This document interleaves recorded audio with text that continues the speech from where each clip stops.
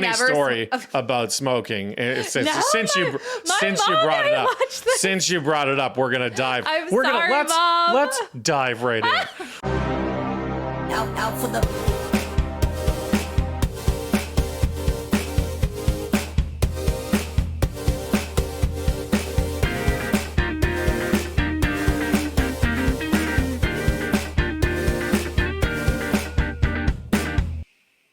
Hello, everyone, and welcome back to the Mostly Harmless podcast.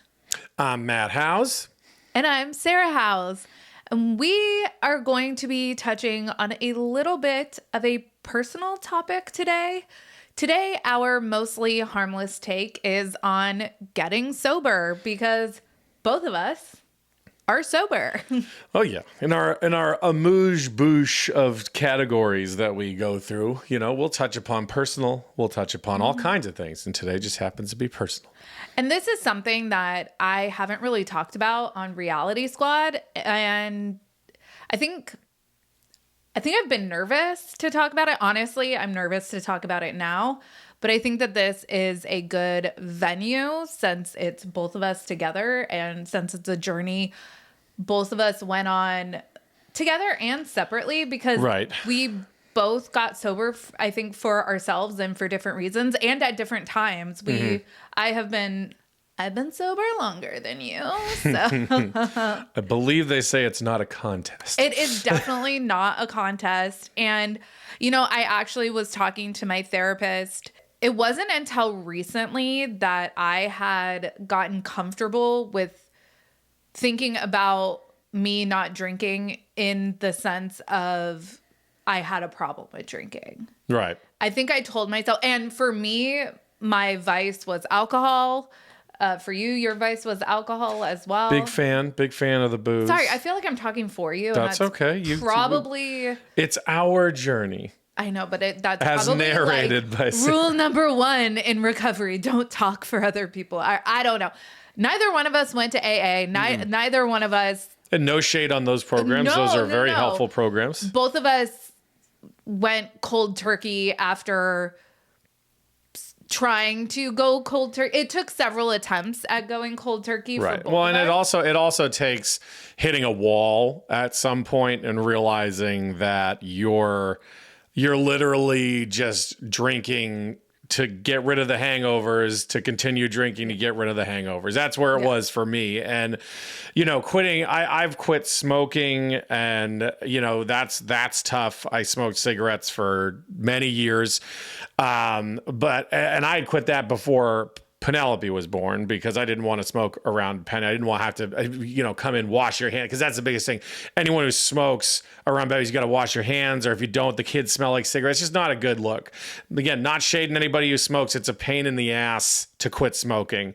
But that was a good enough reason for me to stop entirely. And I think I've had a total of 2 puffs drunkenly of other people's cigarettes while I was just trying to be edgy. Yeah. But other than that, I really don't have much of a want to continue. That being said, and I've held to this and I will hold to this, is the day I ever get diagnosed with a terminal illness, if it ever happens, buying that pack of smokes, grabbing that bottle of whiskey just for a good weekend bender to settle in.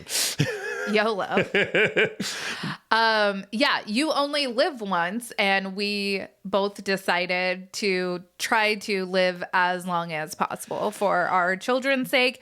And with living as long as possible, for me, and I'll just speak for myself, I mentally hit rock bottom before I physically hit rock bottom. I probably was about there physically as well, but my mental health was in the trash. Yeah. And I could not keep going like that. And the reason why I bring up the fact that I actually just talked about this with my therapist is I remember watching the most recent season of Vanderpump Rules, and what was that, season 11, I think? You're asking the wrong person. Right. Anyways, I think you saw this though, where they were talking about a few of them would be sober curious and That's stuff. and then that's like such a luxury to have. You know what I mean? Like, Yeah. you be sober, drink. I'm not shading anyone for their choices, but when you're saying like, oh, I'm sober curious, like, I wonder what it would be like. Like, oh my God, can you believe that some people are sober? Well, so I didn't Silly. want this discussion to come off as preachy in any way because neither one of us are qualified or life coach or in any way trying to be like, follow me for more life advice. No, don't or follow me for life or advice. anything like that. This is our personal journey. I honestly think that nobody can guilt someone or pressure someone into getting sober unless they want to. It really is something that you have to do for yourself. It's not going to be a thing that you do for your kids. It's honestly, or your partner, it has to be something you do for yourself. Right. Would you agree with that? Yeah. And so one of the things that has always been, so Sarah quit smoking, I'd say a good year. Smoking? Sarah quit. Yeah, Sarah quit. A I'm a funny never story about smoking. Since you mom brought it and I up, watched this. since you brought it up, we're gonna dive. Sorry, Mom. Let's dive right in. We go to our local haunt back in LA, which we were there every weekend. You know, my friends God. with my buddy, the karaoke DJ. It was a great time. Shout out to Corky. Shout out to Corky's. And almost every movie or television show shot Yeah. in LA features a scene from that restaurant. But we're outside smoking, and when you're drinking, you're ripping butts every two at a time, every half hour, every between songs, every drink. It's crazy. And so we're out there one at the time, and Sarah just decides, she wants to be one of the guys, and she asked for a cigarette, and I think my friend Jameson gave her a American Spirit Yellow, which those cigarettes are just trash in my opinion anyways. And she took like 2 puffs because she wanted to be really cool. And like, she's lit, we're lit. And she's like the whole night, I'm addicted to smoking the whole night. And I'm like, sweetie, like if you were, you'd be saying that with a cigarette in your hand. Probably nobody finds this funny. They're probably like, cool story, bro. But honestly, it was a moment. Right. But Sarah had I have lived through nicotine addiction. Right. You get a patch, or you'll wear one of those Live Strong bracelets. My parents do not know that story, and now Well, they do now. Now they will. But Sarah had quit drinking quite some time before me. I think it over a year, maybe almost 2 years before April 19th, 2022, I think, is my sober birthday. Right. And I had stepped down my drinking from exorbitant Anecdote? from a heavy amount of drinking to a medium amount of drinking. Not volume wise, there was a change, but still drinking. Going from like every night to every couple nights and less. And it was a multitude. We'd get into arguments because I wasn't as present. Because I was having a glass of whiskey or two, and it was a whole thing. And it became like, well, it's no fun to drink alone for one. When you're the only person drinking, you don't have a leg to stand on if you're in an argument. It's like, well, you're not making any sense because this, that, and the other thing. And that all that stuff piles up.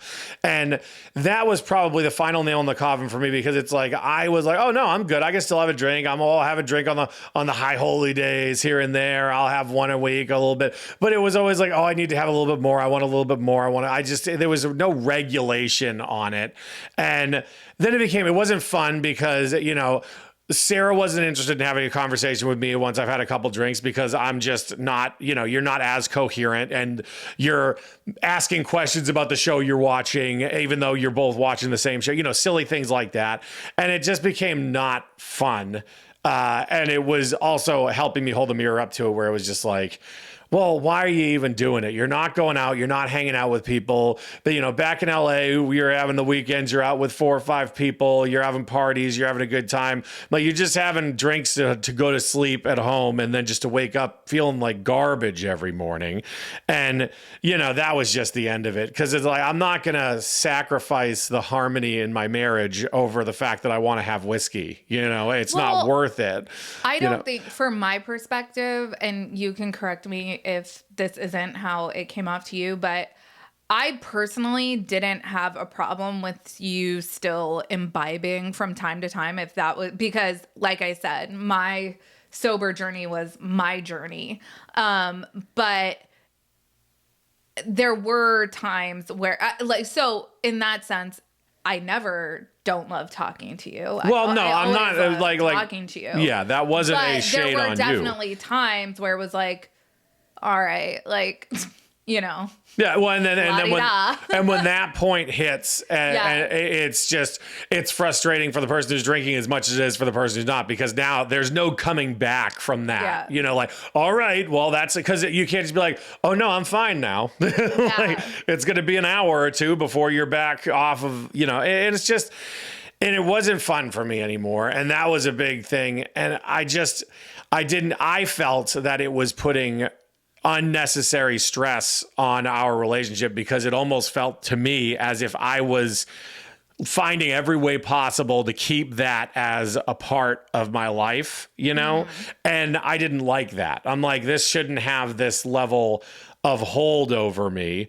And it took it still every so often I want to have a drink, but feeling, first of all, the fact I've lost 90 pounds without weight loss medication, you guys. So this kind of is because I put up a video yesterday on Reality Squad because people had been asking me for a status update on weight loss, and I have lost 90 pounds, but with Zepbound. You have lost 90 pounds by proxy. It's by fun. Nothing feels better. Nothing feels better than losing that amount of weight. And just looking at pictures, and in pictures that I felt that I looked good, and I was I didn't look particularly fluffy. I'm like, I look swollen. I'm going to insert a couple pictures from when we started dating, like early 2017, 2018. We got married December of 2018. I posted pictures from our wedding because we just celebrated our anniversary, but boy, oh boy, have we changed. Yeah. Like, from what you see, insert here, to now. Yeah.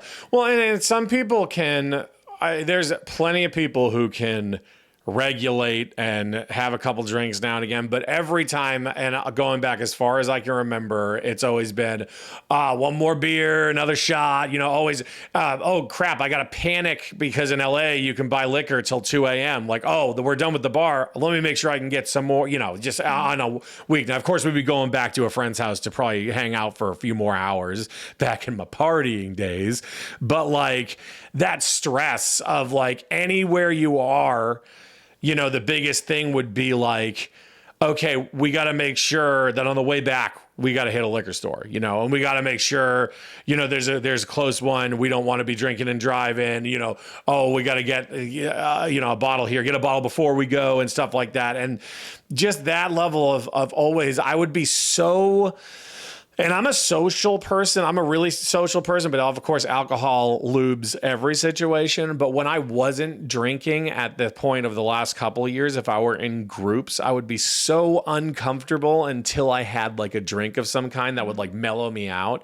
And it's like so difficult to describe that. Like, I am totally cool in large groups of people. But when I was like in heavy drinking, it's like, I can't really be who I am until I've taken a shot and a beer. And then now we're all good because I'm loose and everything like that. And it's just not a good look, where especially if you're at a place where people aren't drinking and all you're thinking about is getting through it just to go and get a beer or something afterwards. And the level of always having that in the back of my mind over years would always be like, okay, we're going somewhere, is there a bar at the hotel, or are we close to a place that's got a nice bar? Flying. Okay. Oh my God. Always got to order two bottles, two little mini things in the thing. You're always buzzing the people, and I've never been cut off before. We almost did on a flight. That doesn't surprise me. Yeah. But one time I was cut off, and I hadn't even been drinking. I had gotten to the bar.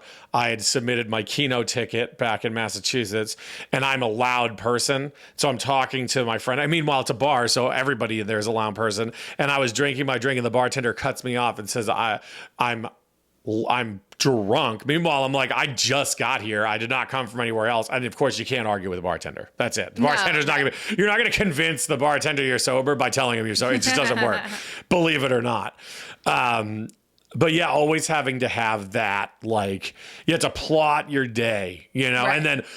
And then holidays, days off are always like, oh, now we start drinking early, I got to get it. And then you have to have extra to keep it going throughout the day. And it just became unsustainable. And especially you got kids, you don't want to be lit and unable to function around your kids. I'm not saying that was something that was prominent, but like, imagine there would always be the thought of like, oh God, what if I've had 3 or 4 drinks and now one of the kids needs to go to the hospital, and I can't, either I'm going to drive like an asshole, which is horrible. And I will say, anyone who drives under the influence of alcohol, of which I have been guilty of in my youth, and I'm not proud of it, is awful and a horrible person, especially in today's Uber and taxi heavy society. I don't have any empathy for someone who's driving under the influence of alcohol. I'm sorry, and you shouldn't. And that's not shading people who drink. Again, this is shading your lifestyle choice, deciding to drive afterwards, because you're putting everybody else at risk at that point. But yeah, having the oh gosh, I got to get my kid to the hospital and I'm drinking. God forbid. Yeah. Which I think, never happened, right. But like, yeah, and that kind of stuff, it's just like, you really, if you don't, as you get older, if you don't make those pivotal changes where it's like, what's really important to you? Is drinking the most important thing to you? Is your family the most important thing to you? What is it? And that's where it was for me. I couldn't regulate. I'd be getting through the day, and I couldn't wait to have my first sip of booze after I got out of work, and that's still, it is what it is, and that's my whole thing. But it got really tired after a while of just drinking, going to bed, having to fill myself in on if I made an ass of myself at nighttime. Did I get into an argument over something stupid because I wasn't paying attention? And then being so grossly hungover that, you're like, okay, I got to have a drink to take the edge off. It's the self-fulfilling prophecy. And that's just my personal journey on the subject. And then, yeah, I just didn't want to, and it was becoming that. And then I felt like I was starting to prioritize drinking over my family, which is something I never wanted to do. And I never wanted to fall into that pitfall. And if that wasn't reason enough, hell, I started shredding weight. Like I've lost 90 pounds. I'm proud of that. Yeah. And I haven't done much besides when I started losing weight, I started, paying more attention to what I was eating, and I had to change my relationship with food also. You're a glutton of one thing, you're a glutton of many. It's interesting. So I think your weight loss and your sobriety journey have kind of gone in tandem with each other.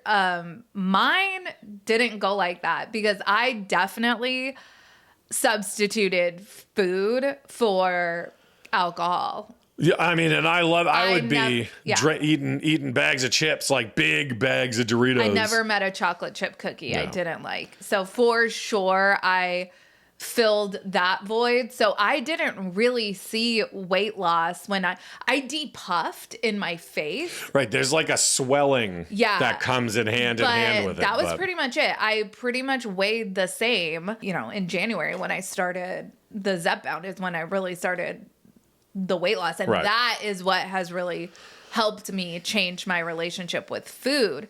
But I realized, and it's interesting reflecting back on my weight loss journey, my addictions obviously come in all shapes and sizes, what people are addicted to. Oh, yeah. But I think what the root is of addiction is probably pretty, I don't know if it's the same for all people, but it's probably pretty similar. It's this bottomless pit that we're never able to fill, and you're trying to fill it with alcohol or food or gambling or sex or whatever, and it just, at some point realize you are never going to be able to satiate that itch. Well, and it's specifically like, you're going to find happiness at the bottom of that bottle. Oh, not that one. Maybe the next one. And it would be like, there would be times that, years ago, I would go out with the guys and it'd be shots and booze and everywhere I've ever lived. And I don't know if it's just because I'm a friendly guy and I know I get really comfortable around people and people tend to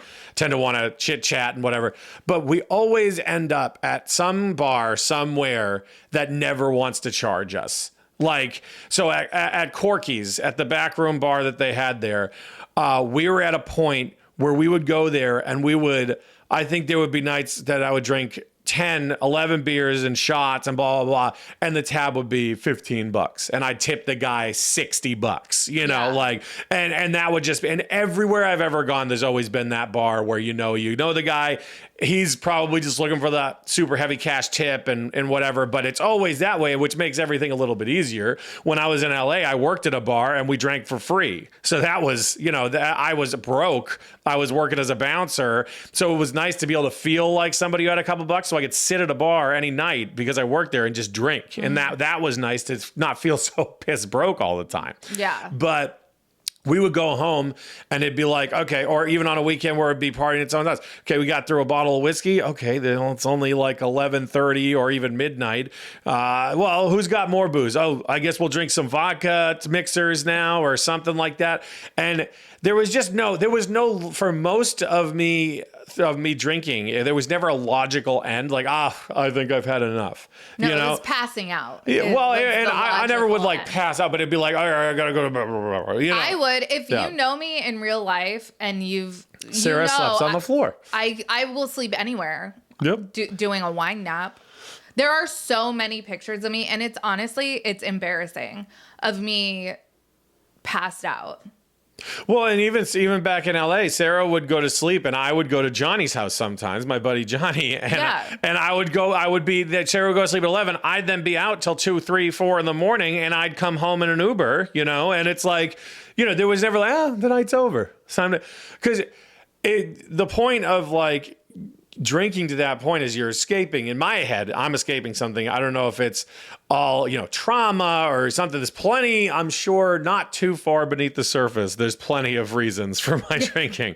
But like, it definitely is that bottomless chasm for me. And I'm sure with you as well. It's like, I got to just do something to get out of this state of mind. Meanwhile, it's like, I don't think I was in my correct state of mind for more than a few hours a day for years, like if I wasn't drinking in the day, I'd be thinking about drinking, Yeah. And that's just, it's not just as bad on a health level, but it's just as bad as a toxic level of being like, well, okay, I'm going to take a break from drinking today just to do it twice as hard tomorrow because I didn't have a drink today, and I never got into any trouble. If anything, the worst that would happen, you'd get into drunken arguments over stupid shit, which is always what it ended up being about. It'd be a misunderstanding or something and it just blows up and blah, blah, blah. And that'd be with friends. That'd be Sarah and I got into our fair share of them. But like, it's just, there's no reasoning for it for me anymore. I think one of the worst nights of drinking that I can remember, and I wasn't even drinking because I was pregnant with Penny. We had a friend get real intoxicated. Oh yeah. I knew that this night was gonna go south because this friend liked to like chide me, try to get under my skin. Well, no, he just in context, he's a buddy, and what me and he would do often would be, it didn't matter what your position on something was. He would take the opposite. We would debate. We would just have those conversations. That was our relationship, and we'd spend hours at night doing that, and we enjoyed doing that, but not everybody enjoys doing that, especially as something as silly as trains. Yes, he started going on and on about trains being the way of the future. The transportation way of the future. And I was like, oh my God, like get me out of here. In our tiny Woodland Hills apartment, And just to be clear for anyone who thinks that trains are the way of the future, I'm not saying public transit and cross-country road trips aren't a good idea, and they're not great. And if you get bullet trains, fantastic. But the travel ends at the coast, usually, fairly well. No one's going to build a train track across the ocean. And I was like, why am I even having this conversation? Oh, and then Sarah also, she's a big fan of digging in, too. Oh, well, of course. Of course. So, well, anyways, the night... everyone's drinking. This person ends up getting so drunk that they threw up on our couch. And it was at 0 to 60 too, because we were all of a sudden, and not only on the couch, on our dog. Yeah. And I had to clean Lucy and myself up at like 2:00 in the morning. Oh, and then that couch was toast. That couch was toast. Yep. We ended up having to get a new couch. And he ended up just dipping out. Oh yeah, he ran fucked away. off. Yeah, he then ran we away. had to go locate him. Yeah, because then you got a guy that's that drunk out in the world running around. Like we were in an apartment complex that's right on a main thoroughfare. Yeah. And so like he had to just run into trap. I'm like, oh God, and we found him, I think. Or his girlfriend found him. Yeah, I think we called her and she tracked him down. And she let us know that he was safe. Sweet guys. Sweet. Love the kid to death. Don't get me wrong. That was such a frustrating evening. Yeah. But that was like 2 or 3 years before I quit drinking. So did that alter my course at all? No. Well, no, and then you also I was sober because I was pregnant. You also go and you see, I've lost 2 friends, one very, very close friend to liver issues. Now, the one close friend, it wasn't a drinking related thing as far as we found. It just happened to be a liver issue. But it's like you see stuff like that and you think you're losing people to, and alcohol and liver are hand-in-hand issues, that it would adjust. But the first thing I heard when my buddy died was, oh, I'm going to go get a drink. Like I need a drink to process this, and it was just, it's like, it's a counterproductive, and granted, again, it didn't have anything to do with alcohol as far as we know.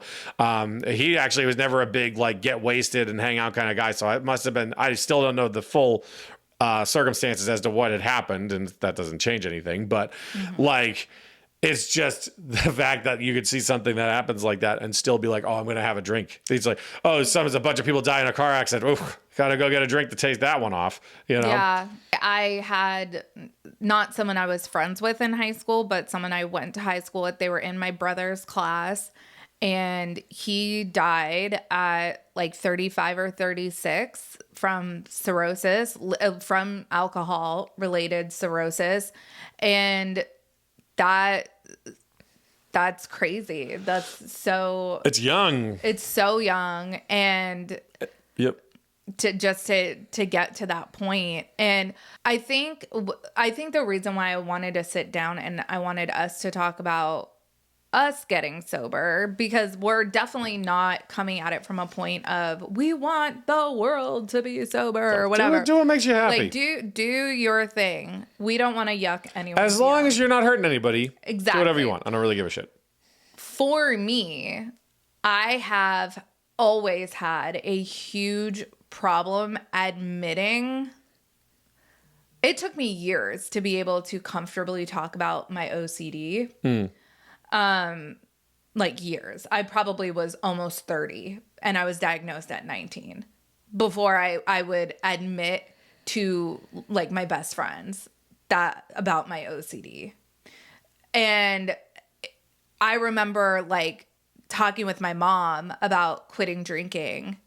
And I always talked about it in the aspect of like, I just stopped drinking. Right. It's not that I got sober. Back up another time. I just stopped drinking. Like, to be determined if I drink again. I probably will. Who knows? Well, and that's the same thing with me. I'm going to quit. And then someday, in the first thing, and this is the back of my head, I'm like, oh, someday we're just going to start. Because we had quit for 6 months at one point, and not that we had zero medical benefits from it. Like, because we didn't shred weight or anything like that, but we had quit drinking for like 6 months, and then we just started up again. And so it's one of those things where it's like, oh, we'll just do it for a little bit, and then we'll start up. I'm sure we did have medical benefits. Oh, probably. Like heart, blood pressure, and related physical health benefits. I'm sure we did. We just never checked. But Yeah. yeah, my whole struggle with this journey has been admitting that I had a drinking. Well, I don't even know the right terminology to put it in, because I know people say that once you're an alcoholic in recovery. You're a recovering alcoholic or whatever. It's different schools of thought. It's a forever label maybe or something. I don't know. But for me, it wasn't until recently that I even admitted to myself that I did have a drinking problem, because I didn't go to rehab. I didn't go to AA. I quit drinking. Well, it's what I just quit drinking. Nobody can tell me I had a problem with drinking if I could just quit. Right. They always say, what is it? That I'm not an alcoholic, because alcoholics go to meetings. Right. You know, right. Or it's like, you know, you quit drinking, you're a quitter. You know, right. There's always fun things around like that. But it is very hard to admit when you're, you know, it's like you don't think you're struggling with something. You don't think you're having an issue with it. And that's why on Vanderpump Rules, I almost chuckled when they said Sheena was saying because she started like antidepressants or something, because she was getting treated for OCD. And this is the thing. I have been on fluoxetine or Prozac since I was 19 years old. Talk about just canceling out any benefit, and it's also not like advisable to do. You wonder why you're on these things that are supposed to be stabilizers. Are they? Well, I'm not sure what the categorization. It's an SSRI. So it's a selective serotonin reuptake inhibitor. There you go. And all that. You got it, kid. But like, you're on these things, but yeah, the alcohol is completely nullifying them. Right. Or the amount of times that you'd be on an antibiotic, like a 10-day antibiotic, and I'm chasing it with whiskey. You know, it's like, it still worked, but it's probably would have worked better otherwise. Yeah. You know, and yeah, I come from Boston, and we just talked about this. If you guys know anything about this, this Karen Reed nonsense and all these people involved, and this is how it is in Boston. It's everybody is townies are all drinking at the same bar, then driving to the same person's house, and the cops don't give a shit about it as much as they should. The cops are drinking with them. You know, the amount of times I got pulled over myself driving home from a place, and the guy's like, I know you had a few, but it says you're right around the corner. Go on home. Nothing bad's ever happened within a couple miles of your house. And all this shit like that. And, you know, again, knock on wood, not even. It's like I'm lucky insofar as I never hurt anyone else. And almost, you know, looking back, it's like someone should have thrown a book at me at least to give me a wake-up call. But the culture around drinking in Boston and New England is just so wildly different than it is in a lot of other places, where it's just like, that's what you do. All the same people, everyone, you know, I grew up in Hull, it's a small town, and I lived in a few surrounding other small towns, and all the people you went to high school with, they're all going to the same bars, and all their parents are going to the same bars, and they're all doing the same stuff, and everybody's in the same place, and that's all. And what else is there to do but drink? You know, there's nobody's doing anything. And, you know, that's not everybody, but that's how it felt everywhere I'd go home. It's like, where are we going to drink? Well, you know, I'm going to go home and hang out with my buddies. What bar are we going to go to? Oh, let's go down and let's meet up with everybody so we can all do shots together like we used to. It's like, that's just the culture of drinking around there. And it's just a whole animal. And like being sober, I remember I had a person I'd worked with who was a big alcoholic, and he started going to meetings, and he took me to a meeting one time just to, you know, because I was a drinker. And a lot of people that I've seen, this is just my own experience, who have gotten into like AA or any kind of programs, they really want to help other people. It's kind of like, I want to get you off the sauce the way that I got off the sauce, you know. And so I'm like, sure, I'll go to a meeting with you. I remember I went to the meeting, and it was very sad. You know, it's a lot of people telling really sad stories, and I'm sitting there being like, I've never done any of this stuff. I haven't run my kid's bike over with my truck or all this stuff like that. I never hurt anybody. I'm just I went out and I got a 6-pack on the way home and stuff, all that nonsense. And it's just sobriety is looked at as almost sobriety is literally looked at as an illness for people who enjoy drinking to the point where they look at like sobriety as like, oh, you're sober? Oh, I don't want to hang out with you. You're sober. I don't want you to be tempted. You know, that's how I feel about it. You know, it's like I never wanted to say the word sober. It felt like a 4-letter word, you know, like that's how I felt about it. And then what's been helping me a lot, oddly enough, is there's been a lot of positive portrayal of sobriety in different shows in the media lately. Like this show Loudermilk, I think it's all on Netflix, and I'm hoping there's going to be another season. It stars the guy, I forget what his name is, but it's the main guy from Office Space. I know who you're talking about. And that show is about him. He's sober. He runs an AA group, and all these people just trying to, you know, navigating, you know, all these situations while maintaining their sobriety one way or another, or slipping, how it goes. Yeah. And it's nice to see, it's interesting to see a show that portrays sobriety as the catalyst for, like, that's the whole point of the show. And it's not just like, you know, like in Shameless, one of the characters gets sober, you know, that's great for him, but everybody else is still doing drugs and stuff like that. Josh Brolin just did an interview with Howard Stern, and I never knew that he was sober, and hearing his stories about drinking, and just, it's that same feeling. And it seems like anytime I hear someone, celebrities or anyone else, just talking about why they got sober, it always comes back to the old standards of like, you're literally doing it to function, and you do not feel like yourself if you don't have it. Yeah. You know, I would say it probably took me a solid year to like emotionally like even out to where, because how they say it takes like 20 something days or something to start a habit or break a habit or something. So just the knee jerk changing my daily routine of not going for a glass of Chardonnay or bottle of wine, it took me probably a year. Yeah, well, and it's like you're walking through. It's a little bit, well, maybe not for you, but for me, it's a little bit easier out here in puritanical Florida, where you can't sell liquor with beer. You have to have a whole different store for it. So I'm wandering the aisles of Publix. I'm not being shown Jameson, my old favorite, or whiskey bottles and stuff like that. All I see are beer and wine, which I liked beer, but as a sipping substance between my whiskeys. You know what I mean? At Publix, the chip aisle is also the wine aisle. Yeah, it's a little predatory, but it is what it is. Yeah, but see, that doesn't really faze me anymore. No, now I can see it. It doesn't bother me. And it also doesn't bother me if other people drink around me. It doesn't. I don't really go out. But yeah, we don't. I was going to say, we haven't been in too many situations where we've been the sober people, but like, still, yeah, it's like I haven't had to deal with that, so I'm not sure. I mean, I'm not going to drink or anything like that, but I'm not sure how I'm going to feel. I might have to just go somewhere else and drink some seltzer water or something like that just to get out of there.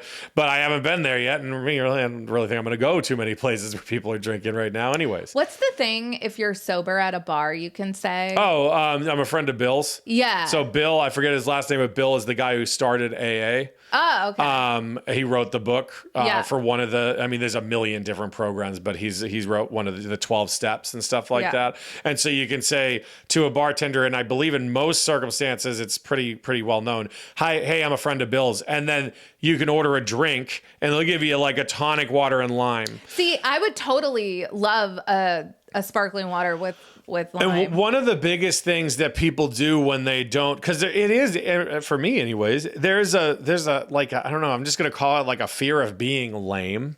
You know, everybody's drinking and you're not. Right? Yeah. And it's like, you know, and granted, as you see people get stupid, it makes it easier, but it's like still that, oh, I remember all the fun I had. But so you'll order a club soda and lime and it looks like a vodka tonic. You know, that's the whole point. Knows. No one's going to give you shit about it, and you don't have to explain that you're sober. You know, the only thing you have to do is avoid the occasional shot that gets thrown in you every once in a while, which at most of the bars I do, people are throwing shots around like it's the Old West. Like throwing it in the drink? No, like just, everybody's handing out free shots, so you never have to pay for, we're doing them, line them up, you know, stuff like that. But, you know, that's one of those little things where it's still, it's almost still inapropos to be sober. You have to have a secret lingo at the, not that I'm frequenting many bars. And again, it's a problematic place to be if you have an issue with alcohol, to be around it like that. Like the bar has one purpose. It's to drink. My grandfather had a saying that said, if you hang around the barber shop long enough, you're going to get a haircut. Yeah. Exactly. I like that. That's a good one. Yeah. I'm going to remember that because that's clean. I like that. Yeah. But it's true. You're going to be like, there's plenty of people who get tripped up because it's like, oh, I just went out because my buddies were having a party.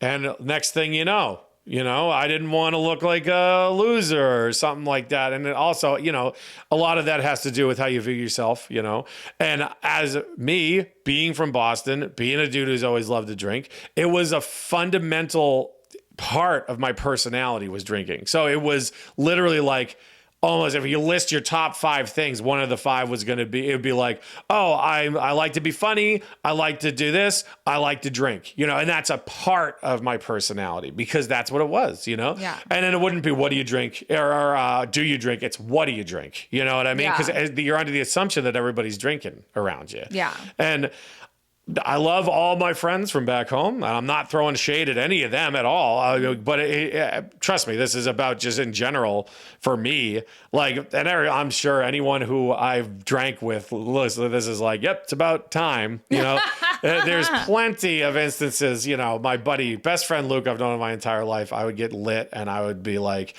you're always judging me. You're judging me. And of course, that's really, I'm looking inward because I feel like everyone's judging me and I'm taking that out on someone who's only ever been my friend. You know what I mean? Yeah. So, and then of course, every morning it was the apology tour, oh, I yelled at Chad last night. I got it. Sorry, buddy. Attaboy. Or then it's the, going out to the bar. Oh, did I make an ass of myself last night? Let me text John. Be like, hey man, fun night last night. Right. Huh? Yeah. You good? And then you're waiting because I'm up at 9:00. You're waiting for everyone else who doesn't have kids, or this is before kids too, to get back to you to confirm that it was a good night, or to be like, oh, you really love it. You're all right. And that's what it would be. And it's funny in your 20s. Not saying it's something everybody should go for, but it's funny in your 20s. It gets a little less funny when you're doing that same shit in your 30s, and pushing 40 as I am now. It looks a lot sadder when you're 40 and you're doing all that shit. Yeah. And, I'm just here for the lulz. I'm going to go out and get lit, make everybody laugh. Maybe I'll do something silly. And then we can talk about, hey, you got so drunk last night, you blah, blah. And it's like, that's the funny story I'm telling. What am I going to tell my kids about the awesome ragers I had? Yeah, I'm sure I will have many stories to tell my kids when they're older. When I have to pick them up from a party and then sober them up, be like, hey, plenty of times, but I get it.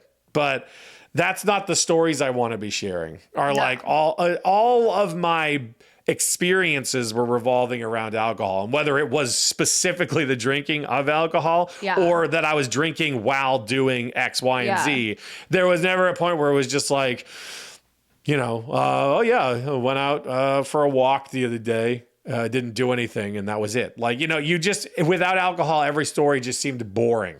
Yeah. And what I would say too is you're drinking, taking shots, getting out to the end of the night. And I would always say this about me and my buddy. You'd be having these conversations, and in your head, the gravity of the words that you're saying are just like, everything you're saying is just like, perfect. You got it. You're saying everything right. Meanwhile, there's been a handful of times where there's been recordings where you're hearing yourself in the background. It's like, I'm just, you fucking kidding me about this stuff right now? I'm like, you're so stupid, dude. So stupid, dude. And while you're doing it, you're sitting there and you're writing the Declaration of Independence in front of your, like, you're laying out these points.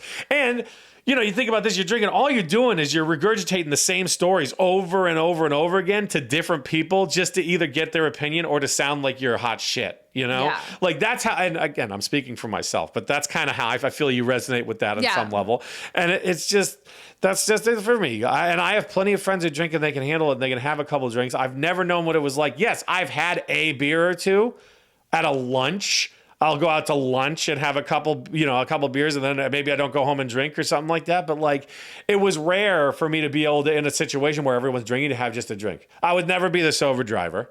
Yeah. If everyone's drinking, I'm drinking right along with them, and we'd all be in that bed together, one way or another. Like, we're all lit. That's how it is. Nobody's the sober one. How do you feel getting sober has affected our marriage? I think it's been better. I think we argued a lot while we were drinking. But again, and not a question of our love for each other or anything like that, but so many stupid, just straight out stupid fucking things get said that cause an issue. So many things get misunderstood.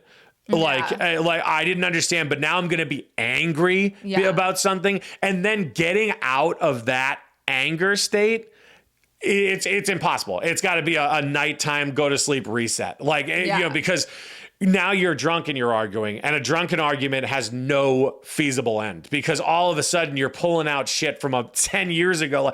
Like, and the other time that you did, you know what I mean? And I'd be doing this. It's just those kind of things would happen far more than I would like.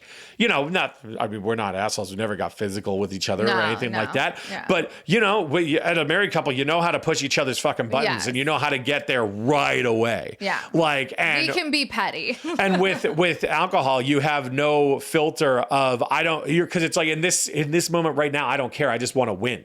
Yeah. I'm going to win. We both like to be right. Oh yeah. And we're much better now, because it's like, we'll still get under each other's skin. It's just what you're going to do one way or another. Yeah. But it's not a go fuck yourself right away, which it would be for me. Like I am hot-headed a lot. Like I have to take a breath a lot, because I wear my emotions very close to the surface. And so when I feel wronged or slighted, which is usually because I'm causing myself to feel that way, not because that's how it actually is. And also thoughts that you never have when you're drinking is maybe you're the problem. Like there's a lot of conversations you need to have with yourself in a mirror, or like I talk to myself a lot while I'm driving, stuff like that. And it's really the clarity of thought of being able to be like, hey, maybe you're the idiot in this situation. And you just are unable to allow yourself to be wrong about something from time to time. So I think it has infinitely benefited us. Not that we were going to divorce court anytime. But no one wants to live that way in a constant state of. We're in a constant orbit of arguments about nothing. Like what are I'm not saying we argue all the time. I'm saying for clarity that it's like it would only take just the right amount of alcohol and the wrong amount of comment for me to get upset about something, or for you to get upset about something. And then once that happens, the night's over. Like you're watching. How many movies did we watch that we never even saw? How many movies did we watch that we saw for the first time because we were actually paying attention to them? And it's like, I know we watched this, but I don't remember it at all. There was this movie I wanted to see real bad for like a year, and it had come out to digital. I wanted to see. It was called Mortal Engines, and it was giant fucking cities strapped onto these huge rolling things because of resources, a post-apocalyptic nonsense, just a stupid sci-fi movie that I was like super stoked. I really wanted to see it. Sarah thought it was the dumbest looking fucking movie on earth. Well, we finally bit the bullet and rented it one day, and I don't remember a single thing about that movie, but I remember not being thrilled with it in the least. Sarah said it was a good movie after that. And I was like, well, shit. Samantha, I want to ask you, and I don't want to put you on the spot, but do you view yourself getting sober as you had a problem with alcohol? Oh, yeah. I mean, okay. I think I said as much in the last hour or so, but like... Well, I because it took me... I was sober for a solid 2 years before I felt like I did have a problem. Well, here's the thing. I was admitting I had a problem with alcohol while I was drinking. Like I didn't. Because I knew full well that like the fact that I needed to make sure I had a glass, like, and the culture that I built around drinking of having specific nice wine and whiskey glasses and always having my setup for how I wanted to do it. Like I knew it was bad. I knew I had a problem, but I've always was like, I'm no worse off than so-and-so. I'm no worse off because all I was doing was comparing myself to people who were shitheads, and, like just drunks who had no redeeming qualities. I'm like, well, that guy, I'm not that bad, and there's plenty of people in my life who fit that category, and it's just like, that would what I'd be. There's always someone worse than you. But like I tell Penny about stuff, as an interesting concept I came up with is just like, there's always someone worse off than you. I always try to explain to her when she says like someone at gymnastics is better than her. I'm like, hon, no matter what, statistically, there is always someone that's going to be better than you at something. They may not be even on this continent, but there's always someone better than you. But and it's okay for someone to be better than and you. just like it's okay to admit you have a problem, even though people are worse than you are. Like, and again, all I was doing was casting aspersions on other people. There's nothing worse than someone who can't admit they have a problem just shitting on other people for having a problem with something. Like, I've had a couple friends get sober and it was the greatest fucking thing that's ever happened to them. And knowing full well how awful and how much shitty shenanigans they would get up to during their time with booze and among other things, like it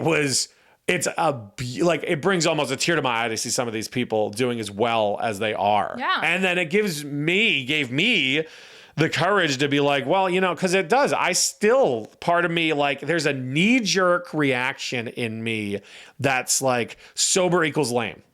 That's literally, it's fundamentally built into my brain, and I'm working myself around it. But it's like, sober equals lame. TV shows celebrate alcohol. Yeah. Holidays celebrate alcohol. Yeah. Everyone has to ring in the new year with a drink. Yeah. Hell, fucking Arbor Day, go get a shot. Like, Tuesday. everything. And I'm telling you, you grow up, anyone here who's in, from, or around Boston knows that every fucking parade was a liquor fest and a pub crawl, and it's a celebrated culture. And again, that's fine. That's all well and good. All things in moderation. But when you can't moderate, you got to figure it out. And I was unable to. There was never a point where I was ever had a break. I was just like, I'm going to keep doing it. And I'll stop if I feel like dog shit, or my liver cells are up and my blood work, and that probably is not the booze, it's the Advil I took the other day. We both literally have gotten blood work back with like elevated liver enzymes. And been like, oh well, I was just taking like NyQuil or Dayquil. Well, acetaminophen, it's really bad for you. Now, both of us have beautiful blood work. Yeah. I had to make sure I lost 90 pounds, and I'm like, well, I'm not exercising much. I mean, I work in a warehouse. I do a lot of physical work, but I'm like, I'm not really exercising. I wasn't immediately changing my eating habits. And I'm like, I'm losing weight like really fast. I had to Google. I'm like, what constitutes rapid weight loss? And it was like X amount. And I'm like, I feel like I've done that. Yeah. But I got my first set of blood work, and the guy said everything was fine. I have another set. I get it every 6 months. Like, everyone should get physicals, get blood work. If you're not, you're silly. Even if you don't have health insurance, most of the places will still do blood work for you, and it's just like a fee. It's like a couple bucks, but it's always good. I'm very pro blood work. A lot of people sleep on going to doctor's appointments. Just want to put it out there. My PSA: go see a doctor. I do think blood work costs more than a couple dollars. Just a few cents. A few cents. Your local phlebotomist will thank you. Good request. Yeah, good request. But yes, I supplied my own samples. Don't Facebook Marketplace your blood work. Get the Wish version of a blood testing. No. But yeah, no, and it is. I feel better.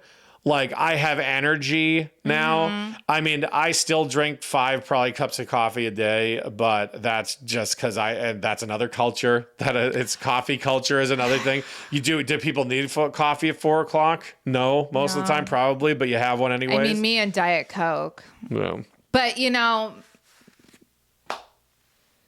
such as C'est la vie. Well, you gotta. There's also quality of life to think about, and in the realm of things that are gonna ice you out real quick, if you've cut out smoking and drinking, in my case, drinking, You can have a Diet Coke. I know Diet Coke is terrible for you, and I know I shouldn't drink it. My mom just retired, and so my parents go on trips all the time, and my mom always is reporting back to me how like different soda tastes overseas because they use real sugar. Right. The recipe is not like high fructose corn syrup and aspartame and blah, blah, blah, and all that And stuff. on a political level, ridiculous that stuff like certain red dyes are illegal to use in other countries. But shouldn't that say something to us? We're supposed to be, we are the American experiment is an A example. topic for another podcast. But a real quick dip toe into that pool. Like, take away. Oh, it's okay. Ban it. Yep. It was General Mills or whoever makes those cereals. Kellogg's. They said we're going to stop using the dyes in our cereals. We're going to go with natural stuff. Everywhere except America, where we don't care as long as everybody gets their money for this stuff. It's ridiculous, and it's just like it's stupid. It's stupid. But I'm not. Yeah, you're right. This is not a conversation for today. But it's like if other countries say it's illegal and it's bad for you, and it is, and we know it's bad, but that's like Lunchables. Everyone have an acceptable amount of lead in them. In case you're wondering, an acceptable amount of lead. Think about that. Lunchables. I love a Lunchable. You love lead. That's what you like. You like lead. Someone remembered the charcuterie story that I told forever ago. Remember when you threw away? Oh, soft cheeses because you were pregnant? Well, it wasn't soft cheese. It was one of those adult Lunchables that I still had. It was a charcuterie board. Yeah, but that I had put away, and I fully planned on a snack attack. It's also 3 days old. Regardless. Anyways, someone had commented that for our anniversary, you owe me a charcuterie board. It's fine. Sure. Go get a Lunchable. That's what you want. Hey, there are Lunchables in our fridge. Oh. And I mean, I'm fine with an acceptable amount of lead. See, I'm not, but I guess that's just me. They got it out of the paint. They got it out of the water lines. I'm not licking the walls. Couldn't seem to get it out of the food we serve for children on a regular basis. I know. It's terrible. It's terrible. But no, keep it up. So, which is why, I mean, except for that one brush with nicotine, I am so glad that I never, because I've heard that it's way harder to quit nicotine than I love smoking. I love it. I do smell it from time to time. I'm super glad because I have no plans to quit Diet Coke. And people don't understand exactly how cool you do look when you smoke, because it does make you look cooler. I don't know. And that's the culture too, because growing up in Southern California, I mean, there were people that smoked. I had friends that smoked, but by and large, it just was not a cultural thing. Let me sell you on the dream right here, right now. All right. It's an evening, late February. All right. The snow has begun to fall and it is quiet. The street lights are on and you see the pattern, the outline of the snows. And in the background, you see a tall gentleman dressed in a pea coat and nothing else. And he's gently puffing on a cigarette and enjoying himself under that street light. How cool does that guy look? Pretty damn cool. Sounds creepy. It is. The way I described it is pretty creepy. But no, I don't know. I always loved smoking. That's a whole culture unto itself. And I enjoyed it up until I quit smoking. And I would still enjoy, if there was a 100% healthy cigarette, I would probably do it. None of these fumes and all this nicotine, other stuff. I'm like, I genuinely, and that's just honesty. I'm like, I very much enjoyed it, but it was super bad for me. And I smelled like a cigarette ashtray all the time. I remember, because that's the thing about smoking is that you take it with you everywhere you go. Yes. Yeah. And your car, when we first started dating, I was in that car 4 hours of commute to and from work. I smoked many cigarettes. You tell me, unless I was pulling over every half an hour. I just remember I used to watch Sex and the City, and I used to think, oh my God, because my dad smoked when I was young, but he never smoked inside. And he quit when I was, I don't know, like 13 or something. And so the concept of like smoking indoors was like such a foreign concept to me. I remember watching Sex and the City and thinking, this woman has all this expensive shit and her stuff, like her clothes, her bags, her shoes, everything must reek. Oh yeah, well, and the tar gets on the walls. You should see some of these hoarder houses they clean out and stuff. People like, and they've been smoking inside because they haven't left their house in 6 years. And it's like there's like wallpaper layers of smoke.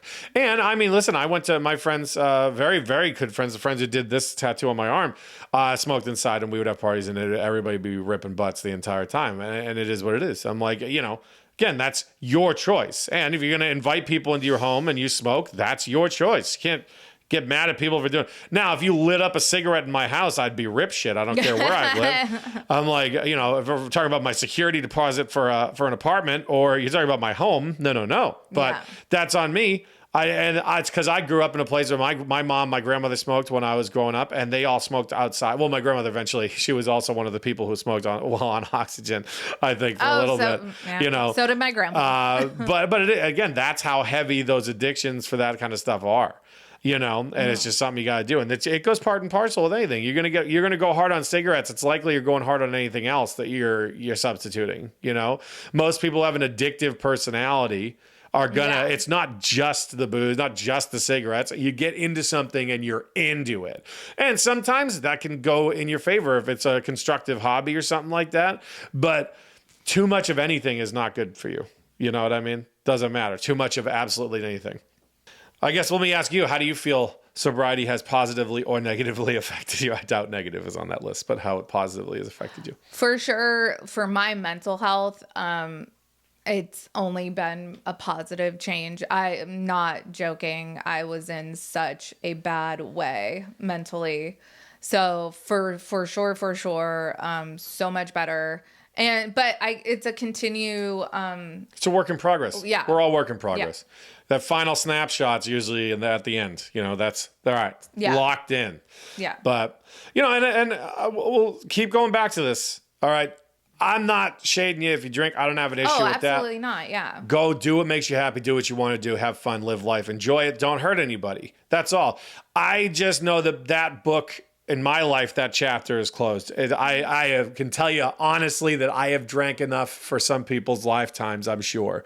So I'm not missing out on anything at this point. And that's just me. And I have friends who drink. I don't have an issue if people do. No. And so I don't want this to come off as preachy, but if you're interested in how our story went, and if it helps anyone else see anything, that's fine. But we're not life coaches either. No. Do you, boo-boos? Well, so on all the social medias, you can find us under Do Mostly No Harm. Thought that was a good one. I liked that one. Mm-hmm. It came from the first episode. We didn't have an appropriate handle. No. And I had a placeholder in there with all of them. Ended up being different because all the different amalgamations were taken. But Do Mostly No Harm was not taken on any of them. So Instagram, Facebook, Twitch, all those Do Mostly No Harm. Twitch? Yeah, I stream games every once in a while. Who knows? Who knew? You can also go to level42studios.com where we'll have all the shows we do, some scripts that I wrote. You can contact us directly through the website, direct email form on there, and then our email. And then we have a phone number as well. That I have a Google Voice number. If anyone... I was like, what? You have phone numbers? Yeah. No. So what I did on my old shows was if anyone ever had a story that they wanted to share, they felt compelled, they could call and leave a voicemail on that, and I could rip that. And if they felt, they obviously would have to say, I want this. If you want to do something like that, I've given you permission to use this as something that has to be said. But if you have something you want to bring up, and we do a listener kind of show, feel free to make a call. It's fine. All right. And what about else? That's about it. So, All right, you guys. Well, you have a wonderful week. And as always, remember, do mostly no harm. All right. Bye.